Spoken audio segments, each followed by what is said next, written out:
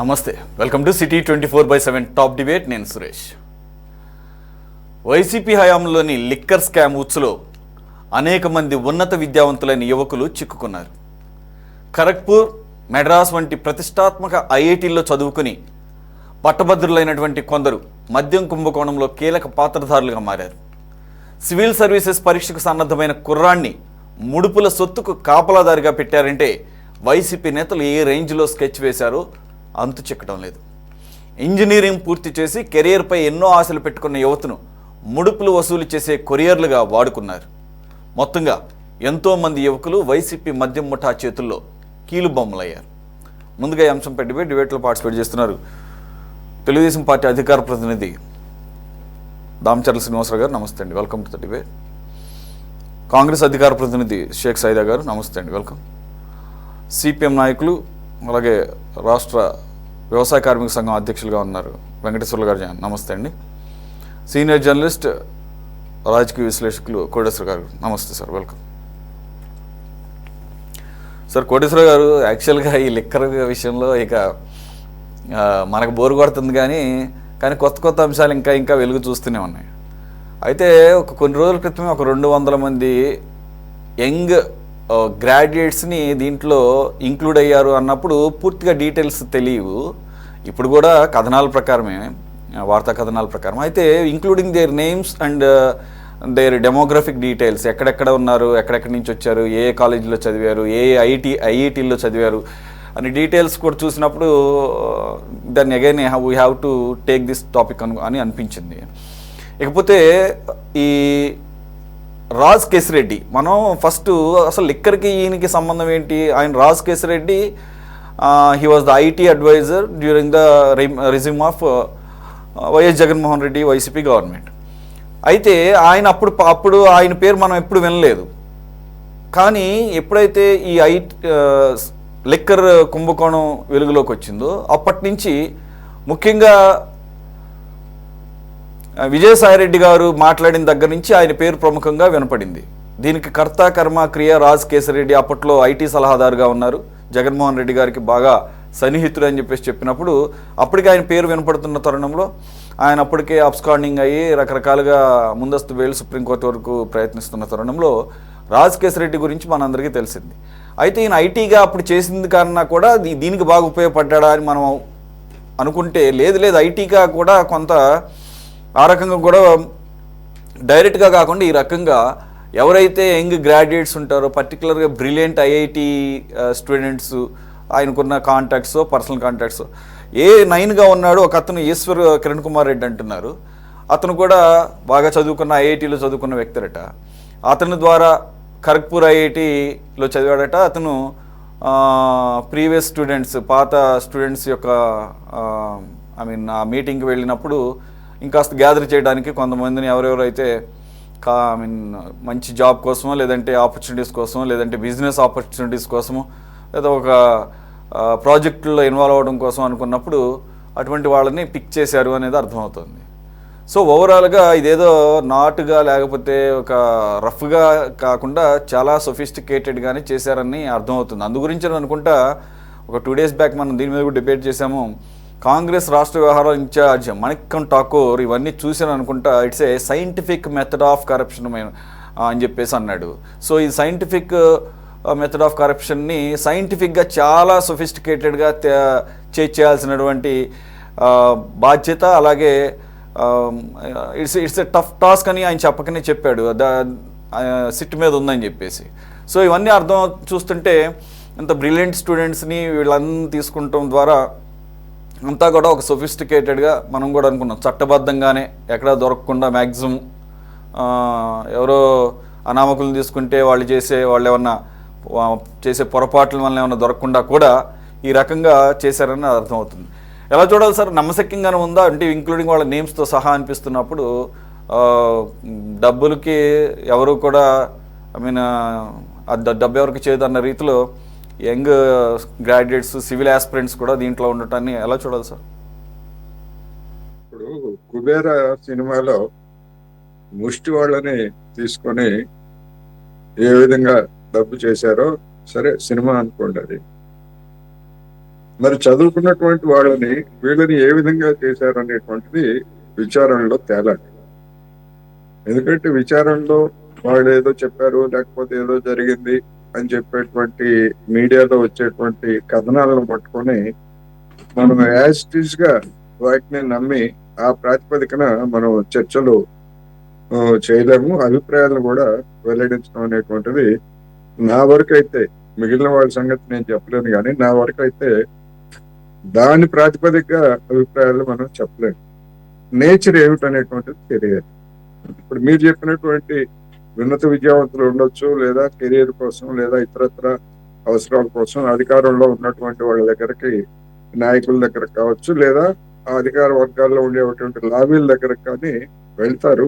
వెళ్ళి కొన్ని సందర్భాల్లో ఏదన్నా సంస్థల పేరుతో ఇంకోటి చేస్తారు. ఇప్పుడు దీనిలో ఈ మీడియాలో వచ్చేటువంటి కథనాలు కానీ, లేదా అంతర్గతంగా చెప్పేటువంటిది కానీ, ఏ విధంగా వీళ్ళు డబ్బుని చేరేశారు, ఎవరికి చేరేశారు అనేటువంటిది అది అర్థం కావాలి జనానికి. నాకైతే నేను మీడియాలో చదివినటువంటి వార్తల ప్రకారం కానీ, లేకపోతే మీరు చెప్పినటువంటి దాని ప్రకారం కానీ, ఇప్పుడు మామూలుగా హవాలా పద్ధతిలో ఇంతకు ముందే మనం చెప్పుకున్నాం. హవాలా పద్ధతిలో అయితే ఎక్కడ ఇటువంటి కొరియర్స్ కానీ, లేకపోతే మూటలు మోసేటువంటి ముఠా కూలీలు కానీ, వాళ్ళు చదువుకున్న వాళ్ళు కావచ్చు, చదువుకునే వాళ్ళు కావచ్చు, ఆ విధంగా మోసేటువంటిది లేకపోతే ట్రాన్స్పోర్ట్ అటువంటిది ఏమి ఉండదు. హవాలా అంటే అది వేరే పద్ధతి. ఒక పట్టణం నుంచి మరొక పట్టణానికి ఇంకోటి అనేది జరుగుతుంది. ఎట్లా జరిగింది అనేటువంటిది కదా మనకు కావాల్సింది. దాన్ని బట్టి వీళ్ళు ఉపయోగపడ్డారు అనేటువంటిది. పోనీ ఎవరైనా ఓపెన్ గా ఇంతవరకు ఎవరు మేము పలానా విధంగా ఇన్ని కోట్ల రూపాయలు లేదా ఇంత సొమ్ముని ఇక్కడి నుంచి ఇక్కడికి మేము మా భుజాల మీద మోసుకెళ్ళాము, లేకపోతే ఫలానా వాళ్ళ ఇంట్లో వేయమంటే వేసామని ఇంతవరకు ఎవరు చెప్పినట్లేదు. ఎట్లా జరిగింది అనేటువంటిది తెలియకుండా మనం ఏం డిస్కస్ చేస్తాం దీని మీద అనేది నా అభిప్రాయం. రైట్. రామచంద్ర శ్రీనివాస గారు, ఇది ఇప్పుడు ఎవరైతే కొంతమంది యువకుల ఫోటోలు మనం చూస్తున్నాం స్క్రీన్ మీద, అలాగే వాళ్ళ పేర్లతో సహా, వాళ్ళ పుట్టుపూర్వోత్తరాలు, ఎక్కడెక్కడ చదువుకున్నారు, వాళ్ళ ఆస్పిరేషన్స్ ఏంటి, వాళ్ళ అకాడమిక్ క్రెడెన్షియల్స్ ఏంటి, దాంతోపాటుగా కొంతమంది ఏం పరారీలో ఉన్నారు, కొంతమంది సిట్ ముందు వాంగ్మూలం ఇచ్చేశారు. అరెల్స్ నిజంగానే ఏదో గాల్లో చెప్పిన దాని ప్రకారంగా అయితే నిజంగానే అనవసరమే. ఇంకొకటి ఏంటంటే, ఒక 3 days బ్యాక్ దీనికి సంబంధించి ఒక ఇంత డీటెయిల్గా కాదు కానీ కొంతమంది ఒక 200 అబోవ్ స్టూడెంట్స్ కూడా ఇన్వాల్వ్ అయ్యారు, లేదంటే స్టడీస్ కంప్లీట్ చేసిన వాళ్ళు కూడా అని అంటాం.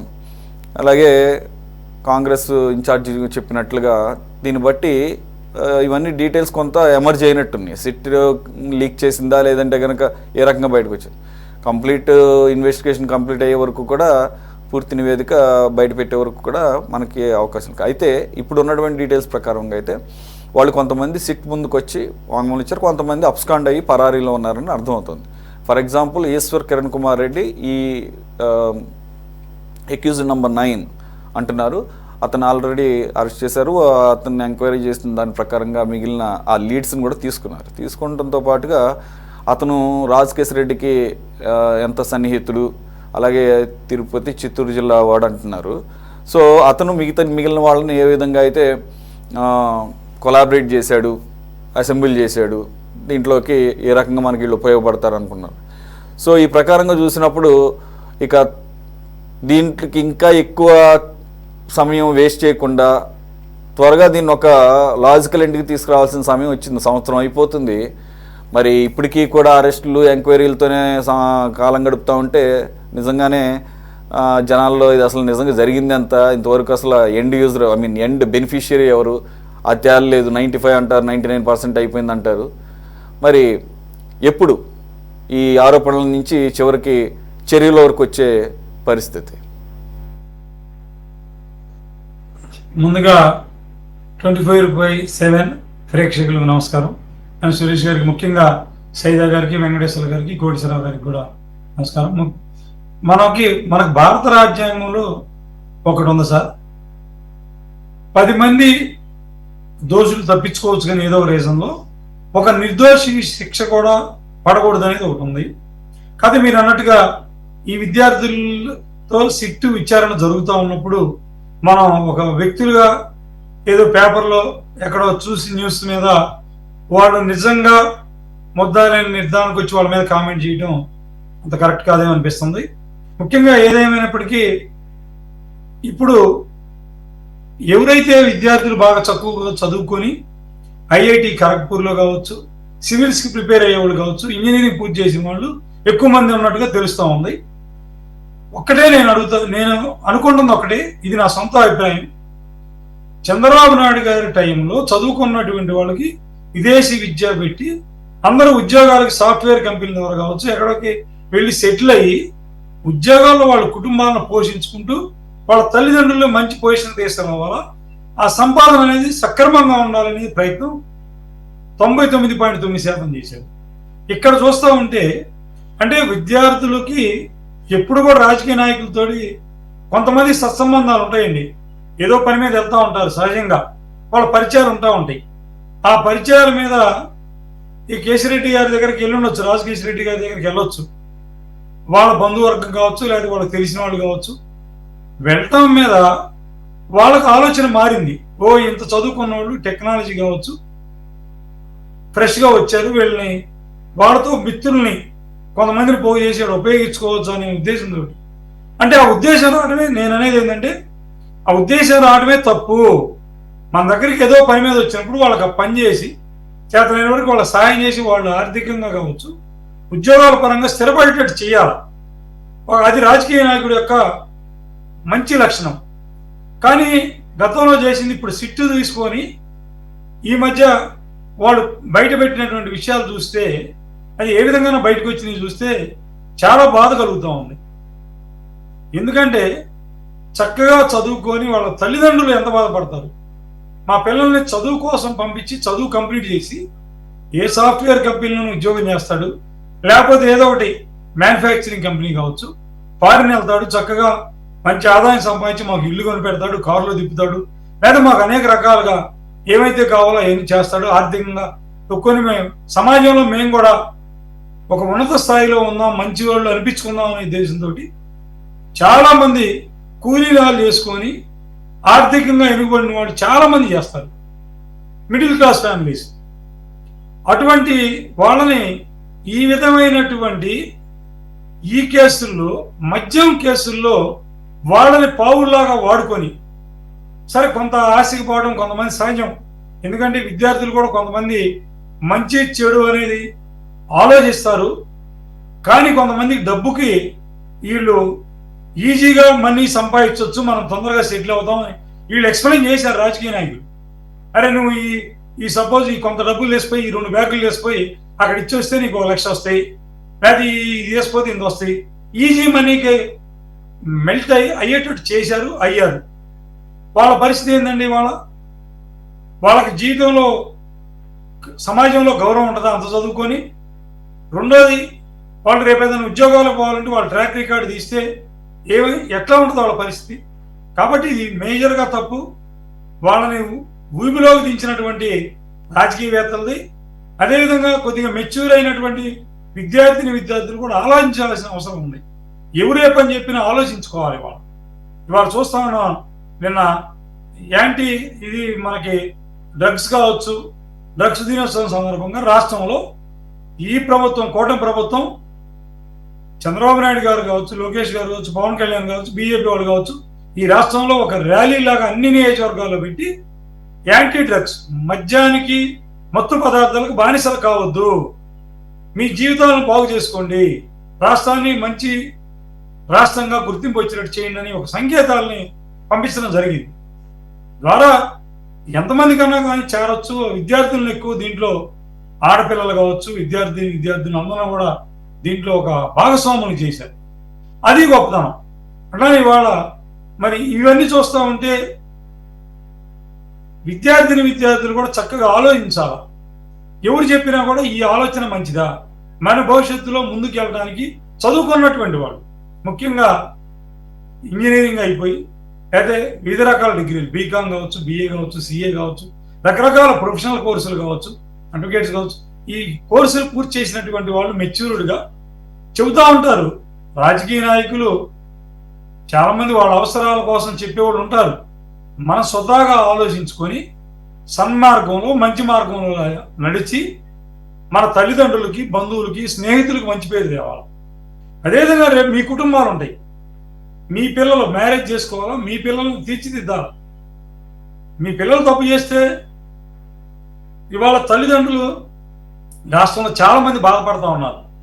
ఏంటి నాయన, ఏం జరిగింది? మా పిల్లలు ఎంతోమంది మీకు కొన్ని సెంటర్స్లో, మెడికల్ కౌన్సిలింగ్ సెంటర్స్లో ఎంతోమందిని చేర్చారు. కౌన్సిలింగ్ కూడా ఇవ్వలేని పరిస్థితికి వచ్చారు డాక్టర్లు. గుంటూరులో చూస్తూ ఉన్నాం, ఇక్కడ చాలా ప్రాంతాల్లో. అంటే అంత ఆ విధంగా డ్రగ్స్ కావచ్చు, మద్యానికి కానీ బానిసలైనటువంటి చాలామంది యువత ఉన్నారు. వాళ్ళని నిదానంగా మార్చి ఉత్తమ పౌరులుగా, ముఖ్యంగా భారతదేశానికి వాళ్ళ ఉత్తమ పౌరులు, రాష్ట్రానికి కూడా ఉత్తమ పౌరులు అవసరం. మనం ఎప్పుడో పెద్దలు చెప్పారు చాలామంది, భారతదేశకి ఎవరికైనా సరే భావి భారత పౌరులు, యువతే దేశానికి భవిత అంటూ ఉంటాం. అది దృష్టిలో పెట్టుకోవాలి. అది మరిచి రాజకీయ నాయకుల్లో కూడా ఒక ఆలోచన విధానం రావాలి. వాళ్ళలో పరిపక్వత వచ్చి వాళ్ళలో మంచి నాలెడ్జ్ వచ్చినప్పుడే యువతని సన్మార్గం నడిపించి, ఎలక్షన్స్ అప్పుడు డిఫరెంట్ అండి, ఎవరైనా పార్టీలు వేరు. ఎలక్షన్స్ అప్పుడు ఓట్లకి మనం వివిధ ప్రాంతాల్లో సెటిల్ అయిన వాళ్ళని ఎలక్షన్స్కి వచ్చి మా పార్టీకి ఓటైనా, మా విధానాలు మా అది చెబుతూ ఉంటాం. కానీ వాళ్ళని ఈ విధంగా తప్పుడు మార్గంలో దించి, తప్పుడు మార్గాన్ని పెట్టి వాళ్ళ తల్లిదండ్రులు ఒక గుండె కోత గురేటట్టు చేశారే, అది చాలా దౌర్భాగ్యం అంటా ఉన్నా నేను. ఎవరుమైనా ముక్తఖండం తోటి వాళ్ళేం చిన్నపిల్లలు కాదులేండి, వాళ్ళేం చిన్నపిల్లలు కాదు. రెండు అన్నీ తెలిసే దిగారు. రెండు మనందరికన్నా కూడా రెగ్యులర్గా చదివే అకాడమిక్స్ కన్నా కూడా వాళ్ళదంతా కూడా హై లెవెల్లోనే ఉంటుంది. అందు గురించే ఐఐటీస్లో సెలెక్ట్ కాగలరు. రెండు తక్కువ వయసు కూడా ఏమి ఉండదు. ఆ టైంకి ఒక 25 ఏళ్ళు ఖచ్చితంగా ఉంటాయి. సరే, తల్లిదండ్రులు అవన్నీ ఒక అంశం అయితే, వీళ్ళు మాత్రం వాంటెడ్లీని చేయాలి. కొంతమంది ఏంటంటే తెలియక ఇన్ ద సెన్స్ పూర్తి స్థాయిలో కింది స్థాయి వరకు ఇది ఎంతవరకు వేళ్ళునుకు పోయింది తెలియక కూడా జాయిన్ అయ్యే పరిస్థితి కనబడుతుంది. ఒక్క నిమిషం సార్, మళ్ళీ వస్తాను. సైదా గారు, ఇప్పుడు నేను మళ్ళీ చెప్తున్నాను, ఇక్కడ వాళ్ళ పేర్లు కానీ లేకపోతే ఎవరో ఎక్కడ ఏంటి తెలియకపోతే అసలు దీంట్లో పెద్ద చర్చ లేదు. ఇలాంటివి చాలా వస్తుంటాయిలే అనుకోవచ్చు. ఇక్కడ ఎవరైతే ఏనైన్గా ఉన్న అతను ద్వారా ఈ మిగిలిన ఇప్పుడు బయటకు వచ్చింది ఒక 4-5 గురించి మనం ప్రస్తావన తీసుకోవాల్సింది. దీంట్లో క్లాసిక్ ఎగ్జాంపుల్ ఉంది. మనం దీంట్లో మాట్లాడుకుంటున్నప్పుడు క్యాష్ హ్యాండ్లర్సు, కొరియర్సు ఇలాంటి పేర్లన్నీ వస్తున్నప్పుడు, అలాగే 7 అంచెల వ్యవస్థ, ఇది మొదటి నుంచి కూడా లెక్కర కుంభకోణంలో వినపడుతుంది. 7 అంచెల వ్యవస్థ అని చెప్పేసి అంచెలంచెలుగా ఒకళ్ళకి తెలియకుండా ఎవరేం చేస్తారో మళ్ళీ పక్కన నెక్స్ట్ ఫేజ్ వాళ్ళకి తెలియదు. అలాగే ఎక్కడికక్కడ ఒక పద్ధతి ప్రకారంగా చాలా పథకం ప్రకారం చేశారని అర్థమవుతుంది. దానిలో చూస్తుంటే డాట్స్ ఇక్కడ మ్యాచ్ అవుతుంది. ఎలాగూ ఏ9గా ఉన్నటువంటి ఈశ్వర్ కిరణ్ కుమార్ రెడ్డికి ఉన్న కాంటాక్ట్స్, ఫర్ ఎగ్జాంపుల్ ప్రణయ్ అనే ఒక వ్యక్తి సివిల్ ఆస్పిరెంట్గా ఉండి, అతను కూడా ఇంజనీరింగ్ చేసి ఐఐటిలో ఏరోస్పేస్ ఇంజనీరింగ్ అనుకుంటా, నాకు గుర్తు, నేను చూసినంత వరకు చదివి చాలామంది ఇంజనీరింగ్ చేసినా కూడా సివిల్స్ ఆస్పిరెంట్స్ ఉంటారు. 2013 నుంచి 16 వరకు హైదరాబాద్లో ఉండి సివిల్స్ ట్రైనింగ్ అవుతా ఉన్న సందర్భంలో అలాగే అంతకుముందు చిన్నప్పుడు ఈ ఏ9గా ఉన్న అతనికి క్లాస్మేట్ అట నెల్లూరులో. ఆ ఏ9గా ఉన్న అతనికి కేసిరెడ్డితో డైరెక్ట్ లింక్ ఉంది. సో నాకు ఏదైనా మరి ర్యాంకులు రానప్పుడు ఏం చేస్తారు, సివిల్స్లో అందరికీ కూడా రావు. సో ఆ సందర్భంలో ఏపీ గవర్నమెంట్తో మంచి సంబంధాలు ఉన్నాయి కాబట్టి ఏమైనా మంచి చూడమన్నప్పుడు ఈ రకంగా అన్నమాట. ఓన్లీ వాళ్ళు చెప్పిన బ్రాండ్సే గ్రౌండ్ లెవెల్లో అమ్ముడవుతున్నాయా లేదా చూసే బాధ్యత.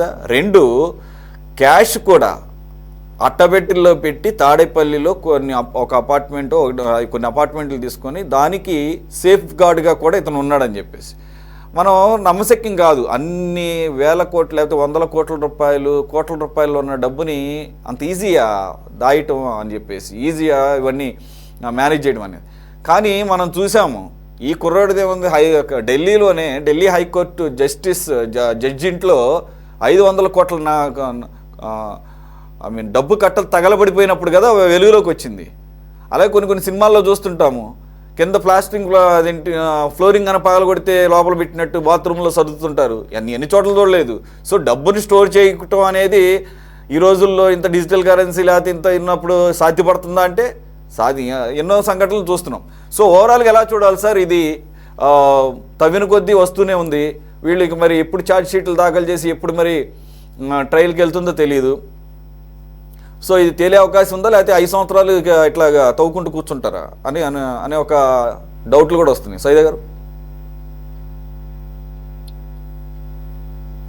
సురేష్ గారు, మీకు ప్యానల్ పెద్దలు సీనియర్ పొలిటికల్ అనలిస్ట్ అన్నం కోటేశ్వరరావు గారు, అలాగే తెలుగుదేశం పార్టీ అధికార ప్రతినిధి రామచంద్ర శ్రీనివాస్ గారు, అలాగే సిపిఎం నాయకులు అన్న వెంకటేశ్వరరావు గారు, సిటీ 24 కూడా నమస్కారం. ఈరోజు ప్రధానంగా మనం చూస్తా ఉన్నాం గత కొంతకాలంగా ఆంధ్రప్రదేశ్ సంబంధించినటువంటి మద్యం కుంభకోణం కేసులో అనేక మంది మరి తవ్వే కొద్దీ మరి వాస్తవాలు బయటపడతా ఉన్నాయి.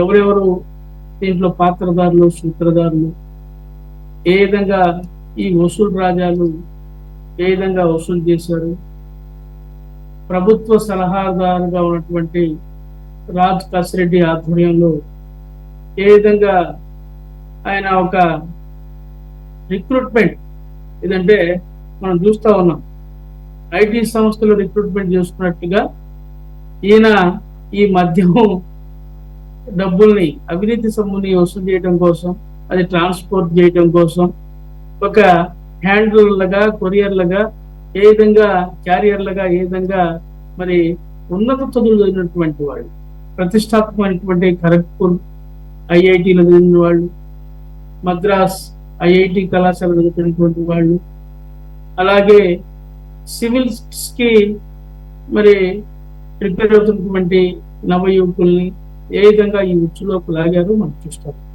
నిజంగా చాలా బాధాకరం. ఈ యొక్క మద్యం మాఫియా ఏ విధంగా బంతికించిందో దీన్ని బట్టి మనకు అర్థమవుతాం. పెద్దలు శ్రీనివాసరావు గారు చెప్పినట్టుగా ఇది ఒక రకంగా మనం చూసినట్లయితే యువతని పెడదారి పట్టించే విధంగా. ఎందుకంటే మీరు కూడా చెప్పారు మీ కామెంట్స్ లో, 25 సంవత్సరాలు ఉన్నటువంటి వాళ్ళు, మేజర్లు, వాళ్ళకి అన్నీ తెలిసే ఈ రంగంలో ప్రవేశించారు. కానీ ఇక్కడ ఒక విషయం మనం గమనించాల్సింది అంటే, ముఖ్యమంత్రి జగన్మోహన్ రెడ్డి గారికి రాజ్ కసిరెడ్డి ప్రభుత్వ సలహాదారుగా ఉన్నాడు.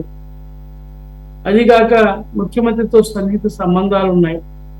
మేము చదువుకున్నాం, ఉద్యోగాలు రాలేదు, నిరుద్యోగులుగా ఉన్నాం.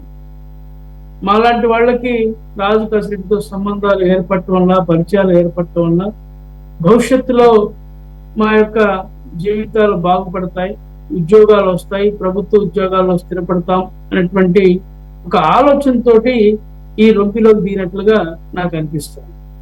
ఈరోజు మనం చూసినట్లయితే చూకేకుల ఈశ్వర్ కుమార్ రెడ్డి ఒక హెడ్ కానిస్టేబుల్ కుమారుడు. ఆయన మరి ఖరగ్పూర్ లో ఐఐటిలో చదువుకున్నాడు. అలాంటి వ్యక్తి ఆయన ఒక 2015లో ఒక లాజిస్టిక్ కంపెనీ, డీకార్డ్ అనేటువంటి లాజిస్టిక్ కంపెనీని స్థాపించాడు. దానికి ఫ్లిప్కార్ట్ సంస్థ సరుకుల్ని సరఫరా చేసినటువంటి వ్యక్తి, ఏదో హాయిగా బతుకుతున్నటువంటి వాడు ఒకసారిగా మరి ఇతనితో పరిచయాలు ఏర్పడ్డాయి రాజ్ కసిరెడ్డితో. ఆయన చిన్నగా దీన్ని ఈ ట్రాప్ లోకి లాగేయటం, ఆయన దీంట్లోకి దిగి ఏదో బాగుందని చెప్పి అనుకోవటం. ఈయన కూడా ఖరగ్పూర్ ఐటీ పూర్వ విద్యార్థుల సమావేశంలో ఒక సందర్భంలో పాల్గొని, నేను అనేకమైనటువంటి లాజిస్టిక్స్ సంస్థలను స్థాపించాను, అనేక కంపెనీలు ఇతర రాష్ట్రాలు, ఇతర దేశాల్లో ఉన్నాయి అని చెప్పి చెప్పడం. ఆ యొక్క పూర్వ విద్యార్థుల సమావేశంలో ఆ కాలేజీకి 10 లక్షల రూపాయలు డొనేషన్ ఇవ్వడం, అంటే ఒక నమ్మకం కలిగే విధంగా నా సంపాదన ఈ స్థాయిలో ఉంది అని చెప్పే విధంగా ఒక బ్రాండ్ గా అతను చెప్పుకునేదానికి ప్రయత్నం చేయడం, అతను చూసి మరి కొంతమంది ఈ ఊబిలోకి రావటం, ఇవన్నీ జరిగాయి. ఎందుకంటే సిట్ విచారణలో ఇవన్నీ కూడా కొంతమంది వచ్చి సాక్షులుగా వాళ్ళు చెప్తున్నటువంటి విషయాలు వాళ్ళ విచారణలో తెలిసినట్టుగా మనకు అనిపిస్తాం. సో ఏది ఏమైనా ఇది ఒక పెద్ద మహమ్మారి, మద్యానికి సంబంధించినటువంటి స్కామ్. ఇది ఎన్ని వేల కోట్ల రూపాయలు మరి విధంగా మరి వసూలు చేశారు. ఇవన్నీ పైకి రావాల్సిన విషయం ఉంది. ఎక్కడెక్కడ ఈ సొమ్మును దాచిపెట్టారు? మరి జగన్మోహన్ రెడ్డి ప్యాలెస్ సమీపంలోనే ఒక ఇల్లు అద్దె తీసుకొని ఈ డబ్బునంతా అక్కడ చేర్చి అట్టపెట్టెల్లో పెట్టి ఏదో చెవిరెడ్డి భాస్కర్ ఎన్నికల సమయంలో చెవిరెడ్డి భాస్కర్ రెడ్డి ద్వారా రాష్ట్రంలో ఉన్నటువంటి అన్ని నియోజకవర్గాలకి డబ్బులు సరఫరా చేసినట్లుగా మరి కథనాలు మనం వస్తా ఉన్నాయి, చూస్తూ ఉన్నాం. అయితే నిజ నిజాలు ఏంటి అనేది మరి సిట్ విచారించాలా, వాస్తవాలు బయటికి వెలికి తీయాలా. అలాగే ఎవరైతే ఈ యొక్క కుంభకోణంలో ఇరుక్కున్నారో పెద్దలు ఎవరు, సూత్రధారులు ఎవరు, పాత్రధారులు ఎవరు, వాళ్ళ మీద మరి కఠినంగా శిక్షించాలా. వారిని అవసరమైతే లైట్ డిటెక్టర్ ద్వారా వాళ్ళకి పరీక్షలు నిర్వహించి వాస్తవాలు రాబట్టాలా. దీనికి ఎవరికి అంతిమ లబ్ధిదారుడు ఎవరో అతన్ని శిక్షించే విధంగా ప్రభుత్వం చర్యలు తీసుకోవాలని చెప్పి మేము కాంగ్రెస్ పార్టీ తరఫున డిమాండ్ చేస్తా ఉన్నాం. మా ఏఐసిసి రాష్ట్ర ఇన్ఛార్జ్, ఏఐసిసి ప్రధాన కార్యదర్శి మాణిక్యం ఠాగూర్ గారు కూడా దీని మీద స్పందించి మరి దీని మీద ఒక నిశ్చితంగా దీన్ని పరిశీలించి చర్యలు తీసుకోవాలని కూడా ఆయన చెప్పినటువంటి విషయాన్ని కూడా ఈ సందర్భంగా మేము గుర్తు చేస్తా ఉన్నాం. కాంగ్రెస్ పార్టీ తరఫున ఈ రాష్ట్రంలో అవినీతి అక్రమాల మీద, ఎందుకంటే ఇప్పుడు ఎదురు జగన్మోహన్ రెడ్డి ప్రభుత్వం మాట్లాడేటువంటి పరిస్థితి లేదు, ఆయన అయినటువంటి పరిస్థితి మనం చూస్తా ఉన్నాం. ఒక ప్రతిపక్ష పాత్రగా శ్రీనివారెడ్డి గారు ఈ రాష్ట్రంలో అన్ని విషయాల మీద మాట్లాడడానికి, పోరాటం చేయడానికి సన్నద్ధమైన విషయాన్ని మీకు తెలియజేస్తా ఉన్నాం. ఇప్పటికే అనేక జిల్లాల్లో పర్యటిస్తూ ఉంది. మరి దీనికి బట్టి మనం ఆలోచించాల్సిన విషయం ఏంటంటే జగన్మోహన్ రెడ్డి హయాంలో జరిగినటువంటి ఈ మద్యం కేసులో అంతిమ లబ్ధిదారుడిని అరెస్ట్ చేసేందుకు ఈ ప్రభుత్వం చొరవ చూపాలని చెప్పి మేము కాంగ్రెస్ పార్టీ తరఫున డిమాండ్ చేస్తా ఉన్నాం. అలాగే ఎవరైతే యువకులు ఉన్నారో నమ్మి వెళ్ళారో అలాంటి యువకులకి కౌన్సిలింగ్ ఇచ్చి, ఎందుకంటే వాళ్ళు కేవలం ఉద్యోగాలు ఏదో జీతభత్యాల కోసం పనిచేసిన వాళ్ళు తప్ప వాటాల కోసం పనిచేసినటువంటి వాళ్ళ కాదు. ఆ తల్లిదండ్రులకి మరి కడుపుకోత మిగల్చకుండా, ఆ పిల్లల భవిష్యత్తుని నాశనం చేయకుండా ప్రభుత్వం మానవతంతో వ్యవహరించాలని కూడా నేను మన తరఫున, మన ఛానల్ తరఫున, మన డిబేట్ తరఫున నేను ప్రభుత్వాన్ని రిక్వెస్ట్ చేస్తా ఉన్నా. సురేష్ గారు. Okay sir. వెంకటేశ్వర్లు గారు, ఏమన్నా ఆశ్చర్యం అనిపించిందా సార్? ఇది మీకేమైనా ఆశ్చర్యం అనిపించిందా అంటున్నా? ఎప్పుడైతే ఈ రకంగా హై అకాడమిక్ స్టూడెంట్స్ని కూడా ఇటువంటి వాటికి, అంటే నాకు తెలిసినంత జగన్మోహన్ రెడ్డి గారు చిన్న పనికి కూడా చాలా పెద్ద పెద్ద క్వాలిఫికేషన్లతో పెట్టుకుంటారని అర్థం. అంటే జోక్గా మాట్లాడుకున్నా అప్పట్లో చాలా మీమ్స్ వచ్చినాయి. ఇదేంటి చేపల షాపులు పెట్టుకోవడానికి, అదే ఫిష్ కౌంటర్లు పెట్టుకోవడానికి, లేకపోతే మటన్ కొట్లు పెట్టుకోవడానికి, లేకపోతే ఈ రకమైన వాటికి కూడా గ్రాడ్యుయేట్స్కి అవకాశం కల్పించారు. మంచిదే, తప్పేం కదా. యాక్చువల్గా ఎవరు ఏ పైన చేయాలి, that is called dignity of labour అంటారు కదా. చదువుకిని దానికి సంబంధం లేదు, ఎవరు ఏ పైన చేయొచ్చు.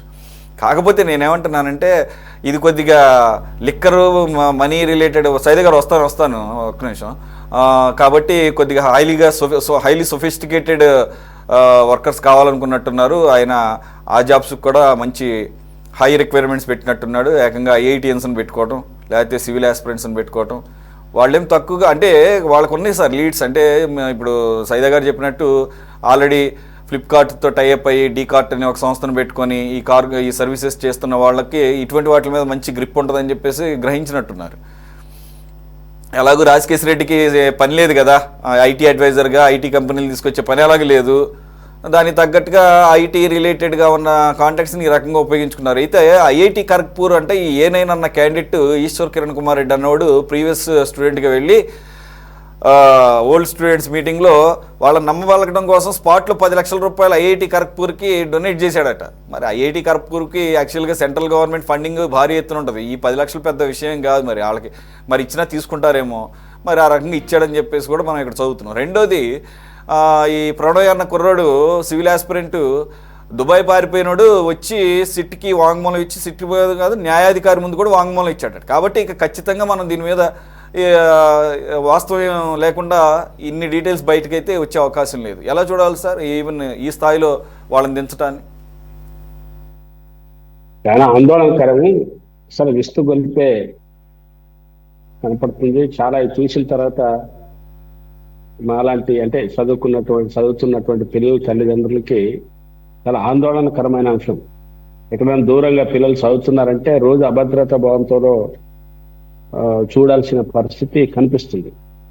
అందులో వచ్చి ఈ ముగ్గురు కూడా చెన్నై ప్రతిష్టాత్మకమైన ఐఐటి, రెండోది ఖరగ్పూర్. అందులో కూడా ఏరోనాటికల్ ఇట్లాంటి ఉన్నతమైనటువంటి ఐఐటీలో చదువుకున్న వారు 3. ఈ ప్రణయ్ కూడా రామచంద్రపురం, తూర్పుగోదావరి. ఒకరేమో తిరుపతి, ఒకరేమో సికింద్రాబాద్, ఒకరేమో తూర్పుగోదావరి. ఈ 3 కూడా చాలా చాలా చాలా ఉన్నతమైనటువంటి చదువులు. కానీ ఇక్కడ మనం సబ్జెక్ట్లకు పోయే ముందు ఒక చిన్న సమాచారం కోసం మీకు చెప్పేది ఏమిటంటే, ఒకప్పుడు ఉన్నత విద్యాలయాలు, యూనివర్సిటీలు, ఐఐటి కేంద్రాలు వామపక్ష భావజాలానికి ఉన్నతమైన మేధస్సును సృష్టించినటువంటి కేంద్రాలు. మీరు ఎవరినైనా చూడండి, భారతదేశ రాజకీయాల్లో లేదా ప్రపంచ రాజకీయాల్లో ఈరోజు మేధావులు అనేక మంది ఉన్నారంటే అటువంటి విశ్వవిద్యాలయాల నుంచి వచ్చిన వాళ్ళే ఎక్కువ శాతం ఉంటారు. మన దేశంలో కూడా మనం చూసాం, సీతారాం యేచూరి లాంటి వాళ్ళు కానీ రకరకాల వాళ్ళ పేర్లు కాకపోయినా చూస్తాం. కానీ దీని వెనుకున్నటువంటి ఒక పెద్ద అంశం ఏమిటంటే విపరీతమైన పేదరికం, నిరుద్యోగ సమస్య, సంక్షోభం. ఈరోజు మీరు అమెరికా చదివింటారు, 4.7% ఉన్నతమైన చదువు, 20 నుంచి 27 ఏళ్ళు ఉద్యోగాలు లేక ఎలాంటి పరిస్థితులు ఉన్నారో చాలా ఈరోజు కథనం వచ్చింది. కాబట్టి ఇది కూడా యువతని పక్కదారి పట్టించడానికి ఇది కూడా ఒక అవకాశంగా ఉంది. దీన్ని ఉపయోగించుకొని ఈ దుర్మార్గులు, ఈ పాలకులు, ఈ పాలక వర్గ పార్టీలు దీన్ని ఉపయోగించుకొని ఇట్లాంటి యూత్ జీవితాలను నాశనం చేయడం అనేది ఇట్లాంటి వాళ్ళకి నిజంగా అదేగిన బయటపడి వాస్తవానికి వెళ్తే మరి పత్రికల్లో చూస్తుంటే ఆ పేరుతో సహా వచ్చిందంటే మరి ఛాలెంజ్ చేయొచ్చు, అవసరమైతే వాళ్ళు ఏదైనా కోర్టుకు కూడా వెళ్ళొచ్చు పరువు నష్ట కింద. కానీ ఇదే నిజమైతే మాత్రం ఆ కసిరెడ్డా వాడిని ఏం చేసినా పాపం పోదు. చాలా దుర్మార్గమైనటువంటి అంశం ఇది. కాబట్టి ఇది దీని అనుకున్న దీంట్లో చూస్తుంటే మనం కూడా ఎంత దుర్మార్గం అంటే, మన రాష్ట్రంలో అప్పుడే చాలా మందికి అనుమానం వచ్చింది. వివిధ రకాల ఐటీ కంపెనీలని, బినామీ కంపెనీలని వస్తుంటే ఆ రకమైనటువంటి నిర్దిష్ట సమాచారం రాలేదు. కానీ ఇప్పుడు నిర్దిష్ట సమాచారం పత్రికల ఆధారంగా చూస్తుంటే ఐఐటి 7 డొల్ల కంపెనీలు పెట్టి ఖరగ్పూర్కి వెళ్ళి ఆడ పాత స్టూడెంట్లు పెట్టి 10 రూపాయలు సురేష్ గారు చెప్పినట్లు డబ్బు కొరతనే కాదు, డొనేషన్ ఇస్తారంటే ఏదో ఒక క్లాస్ రూమ్కో, ఏదో ఒక బోర్డుకో, పిల్లల క్యాంటీన్లకో ఎంతో కొంత ఉపయోగపడుతుంది. ఈరోజు ఈ మధ్య కాలంలో ఒక 10 ఏళ్లుగా పాత స్టూడెంట్స్ అంతా కలిపి నన్ను కూడా పిలిచారు మా ఊరికి. అదొక అభివృద్ధిలో భాగం అనుకోవచ్చు. కానీ ఇంత దుర్మార్గమైనటువంటి, నాకు 7 రాష్ట్రాల కంపెనీలు ఉన్నాయి, మీకు ఎవరుంటే రండి అని చెప్పి ఈ రకమైనటువంటి చేయడం అనేది చాలా ఆశ్చర్యానికి గురి చేస్తుంది. అదేవిధంగా ప్రణయ్ అనేవాడు దుబాయ్ నుంచి వచ్చిన తర్వాత ఆ వివరాలన్నీ చెప్తున్నానని చెప్పారు. దీన్ని ఈ ప్రభుత్వం ఇంతటితోన, ఈ రకమైనటువంటి విచారణతోన గ్యారంటీ జరుగుతుందని నమ్మకం అయితే నాకు లేదు. దీన్ని ఏదన్నా ప్రత్యేకమైనటువంటి విచారణ ద్వారా అసలైన మూలాలని బయటకు తీసి ఆ మూలమైన వాళ్ళని తీసుకోవాలి తప్ప ఇలాంటి అమాయకులు నిరుద్యోగ సమస్యతో, పేదరికంతో బాధపడుతూ ఏదో అనివార్యంగా పోయినటువంటి అటువంటి పిల్లల్ని పావులు ఉపయోగించుకొని వాళ్ళకి శిక్ష ఇచ్చే కంటే కూడా ఎవడు దీనికి మూలమైన వాడో వాడిని పట్టుకొని చేయాల్సింది అనేది మొదటి నా అభిప్రాయం. రెండవది, మన రాష్ట్రంలో అప్పుడు డిజిటల్ నగదు మద్యం షాపులు మొత్తం నగదే, ఒక్క రూపాయి కూడా ఫోన్ పే కూడా లేదు. ఒక్కటి ఎక్కడ నేను తెలియదు, అసలు ఆ మద్యం పేర్లు కూడా తెలియదు, ఎట్లుంటావో తెలీదు. కానీ చెప్పగా విన్నది ఏంటంటే ఆంధ్ర రాష్ట్రంలో మొత్తం లిక్విడ్ మనీ, ఆన్లైన్ లేదు, ఫోన్ పే లేదు, ఏవీ లేవు. అంటే దీన్ని బట్టి చూస్తుంటేనే మనకి అర్థమవుతుంది. ఉమ్మడి రాష్ట్రంలో పాత సీఎం ఒక్కరే 1700 కోట్ల అరబ్ కంపెనీతో తీసుకున్నాడని పేరు వచ్చింది. ఆ విచారణ అట్లా ఆగిపోయింది. ఇది చూస్తుంటే మాత్రం 100 కోట్లు కాదు, ఎన్ని వేల కోట్లు కూడా తెలీదు. ఇప్పుడు ఈరోజు తాజా వార్త మీరు కూడా చదివింటారు అనుకుంటాను. ఆ పాత 5గురిని 4వ టెస్ట్ ఏదో ఆ టెస్ట్ చేయాలనే ప్రభుత్వం నిర్ణయానికి వచ్చిందని విన్నాం.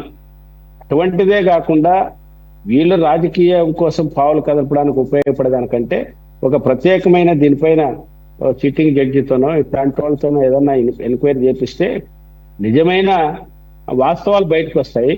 ఇప్పుడు ఈ ప్రభుత్వం చేసే దానిపైన ఏమిటంటే బయట వాళ్ళు కక్ష సాధింపు రకరకాల పేరు మీద రావడానికి అవకాశం ఉంటుంది. కాబట్టి నిజంగా ఈ ప్రభుత్వం కూడా చిత్తశుద్ధితో ఈ దొంగలు ఎవరైతే ఉన్నారో ఆ దొంగలను పట్టుకోవడానికి అలాంటి వాటితో విచారణ చేపిస్తే శాశ్వతంగా ప్రజలు చీకొట్టడానికి అవకాశం ఉంటుంది. తాత్కాలిక ప్రయోజనాలు చూసుకోకుండా ఒక దీర్ఘకాలిక ప్రయోజనాల కోసం నిర్దిష్టమైన విచారణ చేయాలి. దీని అనుకున్న దొంగలను పట్టుకోవాలి, అసలు దొంగల్ని గుర్తించాలి, వాళ్ళకి శిక్ష చేసేటట్టున్నాను తప్ప ఇప్పుడు వీళ్ళంతా చదువుకున్న పిల్లలంతా బ్యాక్గ్రౌండ్ చూస్తే చిన్న పేదరికం నుంచి వచ్చిన వాళ్ళు. ఒక హెడ్ కానిస్టేబుల్ ఎంత ఉంటుంది, మిగిలిన ఇద్దరు మామూలు సాధారణమైన కుటుంబాలు. అప్పటిదాకా ఐఐటి చదివే వరకు కుటుంబంలో పెద్ద ఎత్తున భారమై ఫీజులు కూడా చెల్లించలేక అనివార్య పరిస్థితుల్లో ఉద్యోగాలు. ఈరోజు ఐఐటి మా అమ్మాయి టాప్ జేఎన్టీలు ఉద్యోగాలు లేవు. కానీ మనం నేర్పే విద్యా విధానము, మనం చేసే విలువలు కాబట్టి సరిపోతుంది. కానీ మిగిలినటువంటి పిల్లల్ని ఆ రకమైన బోధ చేసేవాళ్ళు ఉండలేదు. కాబట్టి ఆ కుటుంబంలో భారం భరించలేక, స్నేహితుల దగ్గర అవమానం భరించలేక రకరకాల కారణాలు పోతుంటారు. కాబట్టి వాళ్ళకంటే కూడా అసలైన దొంగలను పట్టుకోవడానికి నాకు ఎటువంటి విచారణ అనేది నేను చెప్పలేను. కానీ ఒక శాశ్వతమైన పరిష్కారం కోసం సిట్టింగ్ జడ్జితోన ఇట్లాంటి వాళ్ళతోనే విచారణ చేయించి అసలైన దొంగల్ని భవిష్యత్తులో ఎవరు ఎటువంటి చేయకూడదనే పద్ధతుల్లో చర్యలు తీసుకుంటే రాజకీయంగా కూడా వెలివేసేటట్టు ఉండాలి. ఆ పద్ధతిలో చేయాలనేది నా అభిప్రాయం. ఓకే వెంకటేశ్వర గారు. సైద గారు, మనం వేరే టాపిక్లోకి వెళ్లే ముందు ఏదైనా యాడ్ చేయాల్సింది ఉందా? వస్తాం సార్. కోటేశ్వర సురేష్ గారు, నేనేం చెప్తున్నానంటే, ఈ యొక్క మద్యం కేసులో ప్రతిష్టాత్మకమైనటువంటి ఐఐటి ఖరగ్పూర్, మద్రాస్, అలాగే ఇలాంటి కళాశాల జరిగినటువంటి విద్యార్థుల్ని ఈ రోజు దీంట్లో ఇన్వాల్వ్ చేసింది పరిస్థితి. కానీ మనం చూసినట్టుగా జగన్మోహన్ రెడ్డి ప్రభుత్వం విద్యార్థులకి విద్యాబుద్ధులు చెప్పేటువంటి టీచర్ల చేత మద్యం షాపుల దగ్గర కాపలా పెట్టారు. లైన్ లో మద్యం చూసాం మనం. తాగుబోతులందరినీ క్యూలో పెట్టించి మరి వాళ్ళని ఉపాధ్యాయుల్ని నిలబెట్టినటువంటి ప్రభుత్వం ఇది. దీని గురించి మనం ఎక్కువగా మాట్లాడుకోవడం సమంజసం కాదని చెప్పి నేను భావిస్తాను. వాళ్ళైతే బాగా సూట్ అవుతారు. అంటే ఒకటిసారి ఇక్కడ పోలీసులు పెడితే లాఠీ చార్జ్ చేస్తే మద్యం ప్రియులు పారిపోతే అది మళ్ళీ ఆ ఇన్కమ్ అది తగ్గకూడదు కదా, అట్లాగా ఉండాలి. బట్ క్రమశిక్షణగా వెళ్ళి తీసుకునేటట్టుగా స్కూల్ టీచర్లు అయితే ట్రైనింగ్ బాగా ఉపయోగపడుతుంది అనుకున్నట్టున్నారు. రెండోది ఇక్కడ అన్నీ కూడా మ్యాచ్ అవుతున్నాయి. అకాడమిషియన్స్ని బాగానే వాడుకున్నారని అర్థమవుతుంది. కోటేశ్వర గారు, ఒకటి ఇక్కడ ఎక్కువ వినపడుతుంది ఏంటంటే ఎలక్షన్స్కి ఎక్కువ ఖర్చు పెట్టేశారు అన్నట్టుగా అర్థమవుతుంది సార్ ఇక్కడ. అంటే ఈ మనీని ప్రజల దగ్గర తీసుకున్నది ప్రజలకే పంచిపెట్టాలనేది ఎవరో బృహత్తర ప్రణాళిక ఏమైనా పెట్టుకున్నారేమో. మరి ఎక్కువ బయట దేశాలకు సింఫనింగ్ చేసినట్టుగా మనీ లాండరింగ్ అనేది చాలా తక్కువే కనిపిస్తుంది సార్. మహా అయితే గోల్డ్ బార్స్లోకి, గోల్డ్ ఏదో బ్రిక్స్లోకి మార్చారంటున్నారు. అది కూడా ఈజీ, మనీతో సమానమే. గోల్డ్ కూడా ఈజీగా లిక్విఫై చేసుకోవచ్చు క్యాష్గా. అదొక మెథడ్ కనబడుతుంది. 2 స్టోరేజ్కి ఈజీ అవుతుంది. 3 కొంత క్యాష్ కూడా ఈ రకంగా స్టోర్ చేసి ఎలక్షన్స్ టైంలో దగ్గరగా ఆ టైంలో వచ్చిన మనీని ఈ రకంగా చెవిరెడ్డికి, భాస్కర్ రెడ్డికి ఇట్లా అంటే నాకు అనిపిస్తుంది మనీ లాండరింగ్ వ్యవహారం దీంట్లో పెద్దగా ఉండకపోవచ్చో అనిపిస్తుంది సార్. టోటల్గా కూడా ఎలక్షన్స్కి ఖర్చు పెట్టాలి ఈ మనీ అంతా, so that our motto is to get back in to the power at any cost. ఎంత ఖర్చు పెట్టాను అనేది ఏమన్నా దీంట్లో ఒక అంబిషన్గా కనబడుతుంది మోటో. ఇప్పుడు మీరు అన్నట్టుగా అక్రమంగా సంపాదించినటువంటి సొమ్ముని ఎన్నికల్లో ఖర్చు పెట్టడం అనేటువంటిది ఏ పార్టీ అయినా అది క్యాండిడేట్లకు ఇవ్వడం లేదా పార్టీ ద్వారా ఖర్చు పెట్టడం అనేటువంటిది గతంలో మనం చూసాం. అది కాంగ్రెస్ చేసింది, వైసీపీ చేసింది, తెలుగుదేశం పార్టీ, బీజేపీ కూడా ఏ పార్టీ అయినా చేస్తా ఉన్నది. అందులో ఎలాంటి డిస్ప్యూట్ లేదు. ఇక్కడ మోడస్ ఆపరేండి ఏమిటి అనేటువంటిది ఇక్కడ సమస్య. ఇప్పుడు ఈ విద్యావంతులైనటువంటి వాళ్ళందరి పేరుతోటి ఏమైనా సూట్ కేస్ కంపెనీలని ఏర్పాటు చేసి దాని ద్వారా ట్రాన్స్ఫర్ చేయించారా అనేటువంటిది అది తేలాలి. అలా కాకుండా ఇప్పుడు దుకాణాల దగ్గర అనేటువంటిది అది అసలు తేలేదే కాదు. దుకాణాల దగ్గర ఎన్ని దుకాణాల దగ్గర ఎంత వసూలు ఇప్పుడు మీరు అన్నట్లు లేదు వీళ్ళందరి చేత సూట్ కేస్ కంపెనీల ద్వారా అకౌంట్స్, ఆ అకౌంట్స్ ద్వారా మనీని ట్రాన్స్ఫర్ చేయటం అది కూడా ఉంది. అంటే ఇక్కడ అన్ని ఆస్పెక్ట్స్ ఉన్నాయి. మల్టీ లెవెల్ ఆపరేటింగ్ ఎన్విరాన్మెంట్ కనపడుతుంది ఇక్కడ. ఇప్పుడు ఆ విధమైనటువంటి సూట్ కేస్ కంపెనీలు పెట్టి అది వాళ్ళకి ఎక్కడి నుంచి ఏ అకౌంట్స్ నుంచి డబ్బు వచ్చింది, వీళ్ళు ఎక్కడి నుంచి ఎక్కడికి ట్రాన్స్ఫర్ చేశారు, అది తెలుసుకోవడం పెద్ద కష్టమేం కాదు. అయితే ఆ సూట్ కేస్ కంపెనీలు ఎక్కడ రిజిస్టర్ అయి ఉన్నాయి, మన దేశంలో రిజిస్టర్ అయి ఉన్నాయా, ఎక్కడైనా ట్యాక్స్ హెవెన్స్ లో రిజిస్టర్ అయి ఉన్నాయా, ఏమిటనేటువంటిది ఎవరు తేల్చాలి? ఇవన్నీ తేల్చాలంటే డెఫినెట్ గా కేంద్ర ప్రభుత్వము వాళ్ళు తేల్చాల్సిందే. రాష్ట్రంలో ఉన్నటువంటి సిట్టు ఏం తెలుస్తుంది? అందుకని ఒకవేళ డొల్ల కంపెనీలు పెట్టి చేస్తే ఎంత ఎంత ట్రాన్స్ఫర్ జరిగింది, సోర్స్ ఎక్కడి నుంచి వచ్చింది, ఎక్కడికి వెళ్ళింది, అదేం పెద్ద కష్టమేం కాదు. నిజానికి అటు కేంద్ర ప్రభుత్వంలోనూ ఇటు రాష్ట్ర ప్రభుత్వంలోనూ చిత్తశుద్ధి ఉంటే ఆ డొల్ల కంపెనీలు ఎన్ని పెట్టారు, దానికి ఎవరు డైరెక్టర్లుగా ఉన్నారు, లేకపోతే ఎవరున్నారు ఏమిటనేటువంటిది దానికి ఎక్కర్లా. అది కాకుండా ఇంకా దుకాణాల దగ్గర నుంచి డబ్బులు మోసుకుపోయారు, లేకపోతే అపార్ట్మెంట్లో పెట్టి కాపలాగా పెట్టారు, ఇలాంటివన్నీ కూడా నేనైతే నమ్మట్లేదు. ఎందుకంటే అటువంటి పరిస్థితే ఉండదు. ఆ విధంగా ఎన్ని అపార్ట్మెంట్లు తీసుకుంటారు, ఎన్ని కాపలాలు పెడతారు. అదంత ఈజీ కాదు సార్. పరిమితంగానే అవి కూడా జరిగినాయి. అయితే ఒకటి ఇక్కడ మన స్క్రీన్ మీద ఒకటి చూస్తున్నాం కదా సార్, మనం 3 days బ్యాక్ కూడా దీని మీద డిబేట్ చేస్తున్నప్పుడు మీరు చూస్తే ఒక పిక్చర్ ఉంది, ఒక హైరార్కీ టాప్ టు బాటమ్కి వచ్చేసరికి ఒక 29 కంపెనీస్ పేర్లు, వాటిల్లో గోల్డ్ షాప్స్ కూడా ఉన్నాయి. ఎక్కడైతే ఈ మనీని వాళ్ళు ఇచ్చినటువంటి కమిషన్ని ఏ రకంగా గోల్డ్గా కన్వర్ట్ చేశారు అనే గోల్డ్ సంబంధించిన షాప్స్ అన్నీ కూడా ఈ దేశంలో చేశారు. ఎక్కడా కూడా బయట దేశాలకి ఇప్పటివరకు అయితే ఎటువంటి సంబంధం. ఆ 29 కూడా ఈ దేశంలోనే ఎక్కువగా north India based, Pune, Mumbai, Kolkata, Delhi. వాటిలో సూట్ కేస్ కంపెనీలు ఉన్నాయి. వాటికి అడ్రస్లు చెప్పిన చోట ఇప్పుడు ఏమి ప్రస్తుతం ఆపరేషన్స్ లేవు. వాటి ద్వారా కొన్ని బ్యాంక్ అకౌంట్లు క్రియేట్ చేశారు. ఒక మనిషి ఇప్పుడు నేనే ఉన్నాను సార్, నాకు మూడు బ్యాంక్ అకౌంట్లు ఉన్నాయి. అలాగని అందరూ ఉంచుకోరు, కానీ కావాలనుకుంటే ఇంకొక 3 కూడా ఓపెన్ చేయొచ్చు. There is no limit on having a bank account. But when an individual can have multiple bank accounts, it's an easy thing to open multiple accounts with the name of a firm కదా. ఆ రకంగా మరి 29 ఇప్పుడు నేను చూపిస్తుంది దాంట్లో sir, వాటన్నిటికీ కూడా ఉన్న బ్యాంక్ అకౌంట్ల ద్వారానే రకరకాలుగా మనీని ట్రాన్స్ఫర్ చేయడం అనేది జరిగింది అనేది. అంటే ఇందాక మీరు మాట్లాడుకున్న దాని ప్రకారం చెప్తుంది. అదే ఇప్పుడు హవాలా అయితేనేమో ఆ విధమైనటువంటి అకౌంట్స్ ఉండవు, లేకపోతే అదేమి మనకేమి దొరకదు. అది ఈ విధమైనటువంటి అకౌంట్స్, బినామీ సూట్ కేస్ కంపెనీలు అవి ఉంటేనేమో అది పెద్ద కష్టం కాదు. అందుకని ఇందులో బ్రహ్మాండం అయితే ఏమీ లేదు. ఆ విధంగా ఎవరినైనా నేను చెప్పాను, అందుకే చెప్పాను, కుబేర సినిమాలో బిచ్చగాళ్ళని తీసుకొచ్చి చేసినట్టుగా ఇక్కడ కూడా అలాంటి వాళ్ళతోటి పిలిపించి మీకు అది ఇస్తాము ఇది ఇస్తాము అని చెప్పేసి అటువంటి కంపెనీలు పెట్టి చేయించారా? చేయిస్తే వాటి యొక్క అమౌంట్ ఎంత అనేటువంటిది కదా, దాన్ని బట్టి కదా. ఇప్పుడు అంతకు ముందు ఒక 5 కోట్లు ఎంతో వేరే ఒక కంపెనీ నుంచి ఇంకొక కంపెనీకి వెళ్ళిందంటే అది మళ్ళా అదంతా ఏమి లేదు, అంతా సర్దుబాటు అయిందనేటువంటి వార్తలు కూడా వచ్చాయి. హైదరాబాద్ కు సంబంధించిన ఒక కంపెనీ. అందువలన ఇది ఏమిటి, దీని మోడస్, ఇది జరిగినటువంటి తీరు ఏమిటి అనేటువంటిది మనకు అర్థం కావాలి. ఆ తీరు అర్థం అయితే వీళ్ళను పావులుగా వాడుకున్నారా, ఎవరు వాడుకున్నారు అనేటువంటిది అల్టిమేట్ గా నేనేం చెప్తున్నానంటే, అల్టిమేట్ గా ఎవరు పావులుగా వాడుకున్నా, రాజకేశ్ రెడ్డి అయినా లేకపోతే ఇంకొక రెడ్డి గారైనా ఇంకోళ్ళు అయినా కానీ వాళ్ళు ఎవరు సీన్ లో ఉండరు. అల్టిమేట్ గా బలయ్యేది వీళ్ళే బలవుతారు అని మాత్రం నేను చెప్పదలుచుకున్నాను. అదే సార్, అందు గురించి అనుకుంటా. ఇప్పుడు నేను ఆయన సడన్గా మాణిక్యం ఠాకూర్ ఏంటి ఇలా మాట్లాడాడు, అసలు ఆయన ఇంకా ఏం పాలిటిక్స్ ఏమి తెలియదు అంటే దీని అర్థం అదే. అంటే ఆయన సైంటిఫిక్ మెథడ్ ఆఫ్ కరప్షన్ అనేది ఆయన పదాన్ని అందు గురించి యూజ్ చేశారు. ఇట్స్ నాట్ అయిన సచ్ అన్ ఈజీ థింగ్. మీరు అన్నట్లు చట్టబద్ధంగా అన్నీ కూడా ఏదో అంటారు కదా, ప్రాఫిట్ అండ్ లాస్ అకౌంట్లు చూపించేస్తారు. ఆడిటర్కి ఇస్తే ఎన్ని అవకతవకలు జరిగినా కానీ చివరికి వచ్చేసరికి బ్యాలెన్స్ షీట్లో కవర్ చేసేస్తారు. అట్లాగూ కవరప్ అయిపోయి ఉంటుంది. అయితే అక్కడ ఏం జరిగింది ఇన్ ద మీన్ వేళ ఆ ట్రాన్సాక్షన్స్లో ఎవరు బెనిఫిట్ అయ్యారు, ఏ రకంగా దాన్ని ఖర్చు పెట్టారు అనేది మీరు అన్నట్టుగా తీయాల్సిన అవసరం.